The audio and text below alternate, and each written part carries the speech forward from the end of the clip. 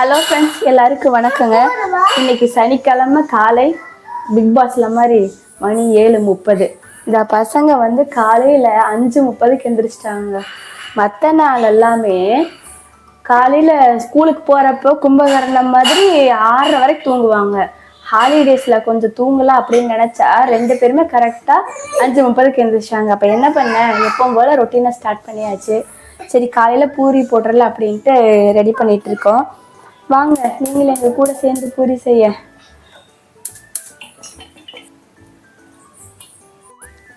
இப்போ நம்ம உருளைக்கிழங்கு மசாலுக்கு வந்து வெங்காயம் தக்காளி போட்டு வதக்கிடுவோம். இதை பாருங்க, நம்ம வீட்டில் பரோட்டா மாஸ்டர் மாதிரி ஒரு பூரி மாஸ்டர் இருக்காரு. இவர் வந்து இந்த வேலை நல்லா செய்வார். நம்ம வந்து இந்த வேலையெல்லாம் சொல்லியே தர வேணாம், பண்ணுன்னு. அவருக்கு வந்து இது பிடிச்ச வேலை.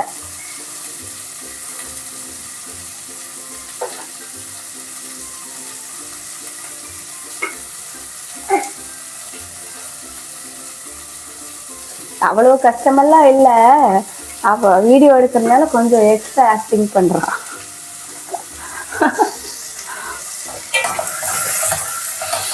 இப்போ இவர் வந்து இந்த மாதிரி இங்கேயோ உடச்சிடாதடா, என் வாய்ஸ்லேயே இப்படி இருக்குன்னு கேட்டுறாதீங்க. ஒரு 2-3 நாளாக கோல்டு, அதனால அப்படியே தொண்டை கரகரன்னு இருக்குது. கொஞ்சம் அட்ஜஸ்ட் பண்ணிக்கோங்க. இங்கே பாருங்க, நல்லா தான் தேய்க்கிறேன். அதனால தான் இந்த வேலையை கொஞ்சம் இவர்கிட்டயே கொடுத்துருக்கோம். இந்த மாதிரி அவன் இதில் போட்டு ப்ரெஸ் பண்ணி கொடுத்துருவான். நம்ம இப்படி இங்கே மாட்டி வச்சுட்டு அப்பப்போ அப்படியே எடுத்து போட்டால் காலையில் சீக்கிரம் வேலை முடிஞ்சிடும். நீங்களும் உங்கள் வீட்டில் குட்டீஸ் கிட்ட இந்த மாதிரி குட்டி குட்டி வேலையெல்லாம் வாங்கினீங்கன்னா அவங்களுக்கு என்டர்டைன்மெண்ட்டாகவும் இருக்குது. இன்னொன்று சமையல்லே கொஞ்சம் இன்ட்ரெஸ்ட் வரும். அடுத்தது இங்கே ஒரு குட்டி மாஸ்டர் வராரு. இவர் எந்த வேலையும் செய்ய மாட்டார்.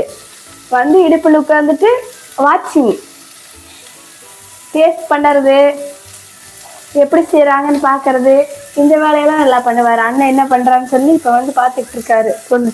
ஐயோ, இங்கே என்ன பண்ணி வச்சிருக்காருன்னா, இங்கே வந்து பாருங்க, பூரியை வந்து எண்ணெய்க்குள்ளே போட்டு ஃப்ரை பண்ண வேணாம், மாவு எண்ணெய் ஒன்றா சேர்த்து நான் ஃப்ரை பண்ணிடுறேன் அப்படின்னு சொல்லி பண்ணி கொடுத்துருக்கான் பாருங்க. இப்போ இதில் இருக்கிற எண்ணெயெல்லாம் நம்ம க்ளீன் பண்ணி கொடுத்துட்டோங்க.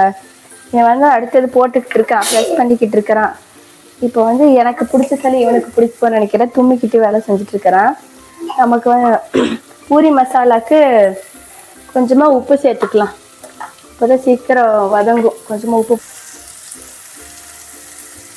உப்பு சேர்த்துப்போம்.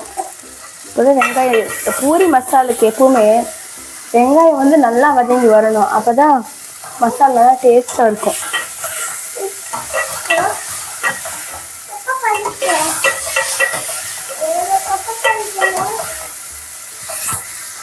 போட்டுக்கலாம். இப்போ வெங்காயம் வதங்கிருச்சு. இது வந்து உருளைக்கிழங்கு வேக வச்சு வச்சிருக்கோம். ஒரு 3 விசில் நல்லா வெந்துருச்சு, பொடிச்சு வச்சிருக்கோம். இதை வந்து இது கூட சேர்த்துக்கலாம்.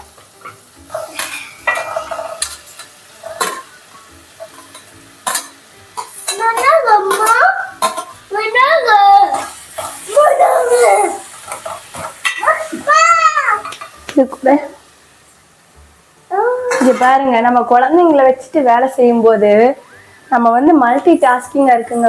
சமையலை பார்க்கணும், அடுத்தது வந்து இவங்க சொல்கிறத கேட்கணும், பண்ணுறதை பார்க்கணும். இந்த மாதிரி மல்டி டாஸ்கிங்காக தான் இருக்கும். ஆனால் இப்படி பண்ணும்போது குழந்தைங்க நம்ம கூட சேர்ந்து கொஞ்சம் என்ஜாய் பண்ணுவாங்க. நம்ம வந்து இது பண்ணாது அது பண்ணாது அப்படின்னா அவங்க எதுவுமே பண்ணாமையே போயிடுவாங்க. சரி, நம்ம தான் கொஞ்சம் அட்ஜஸ்ட் பண்ணிட்டு இந்த மாதிரி வேலைக்கெல்லாம் இன்வால்வ் பண்ணிங்க பாருங்க. இந்த மாதிரியெல்லாம் நடக்கும், நம்ம தான் பொறுமையாக இருக்கணும்.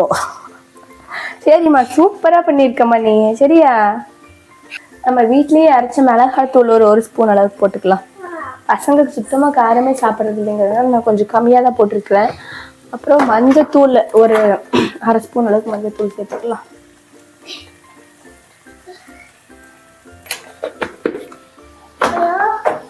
சேர்த்துட்டு இதை வந்து அப்படியே இந்த பச்சை வாசனை போகிற அளவுக்கு மட்டும் வதக்கி வச்சுட்டு நம்ம கொஞ்சம் தண்ணி சேர்த்துக்கலாம்.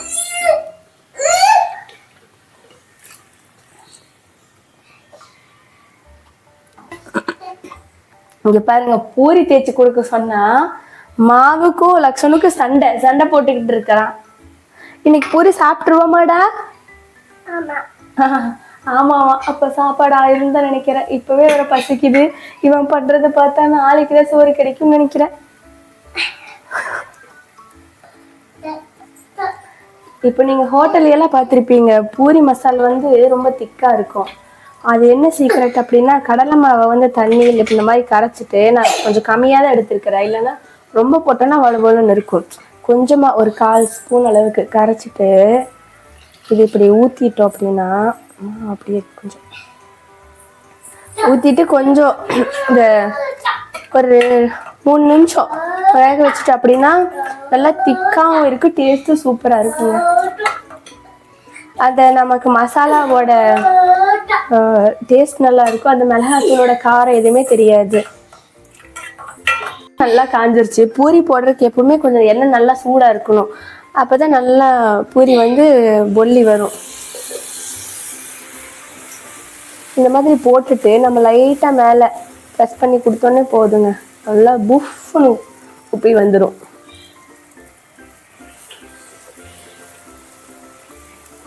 இங்கே பாருங்க, இவரை பாருங்க, எல்லாமே வந்து மாவுல தோரணம் கட்டி தொங்க விட்டு இருக்கான். நம்ம குழந்தைங்க பாருங்க, நம்ம எப்படி பண்றோன்னு நம்ம சொல்லவே வேணாம். நம்ம இந்த மாதிரி போடுன்னு சொல்லல, நான் வந்து இந்த சைடு இதை போட்டு வச்சிருக்கேன், அதை நோட் பண்ணிருப்பான் போல. அப்புறம் வந்து அவரே எடுத்து மாலை போட்டாரு ரவுண்ட் அழகா. பூரி ரெடி ஆயிடுச்சுங்க.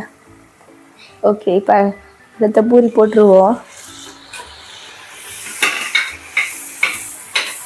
லைட்டாக ப்ரெஸ் பண்ணி கொடுத்தோன்னா பாருங்க எவ்வளோ அழகா ஊற்றி வருதுன்ட்டு. எண்ணெய் நல்லா சூடாக இருக்குது, அதனால போட்ட உடனே பூரி வந்து கருகிரும்.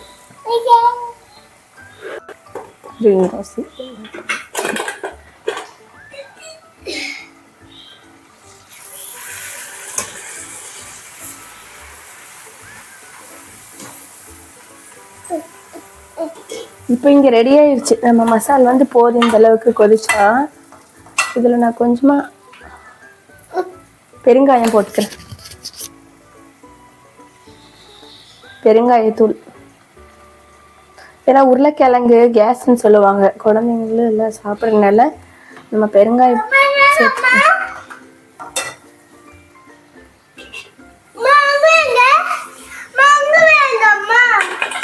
இங்கே பாருங்க, இது ஒரு ஷேப். ஆனால் நம்ம சொன்னோம் அடுத்த டைம் எந்த வேலைக்கு வர மாட்டான், பேசாமல் வாங்கி வச்சுட்டு இப்படியே போட்டு எடுக்கிறோம் நம்ம.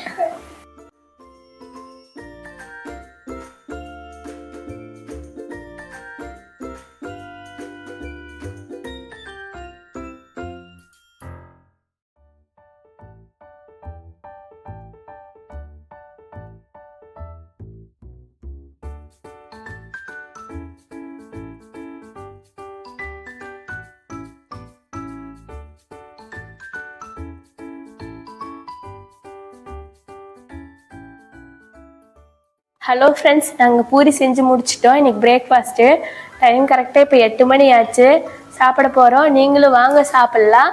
இன்றைக்கி உங்கள் வீட்டில் என்ன பிரேக்ஃபாஸ்ட்டுன்னு சொல்லி கமெண்ட்ஸில் சொல்லுங்கள்.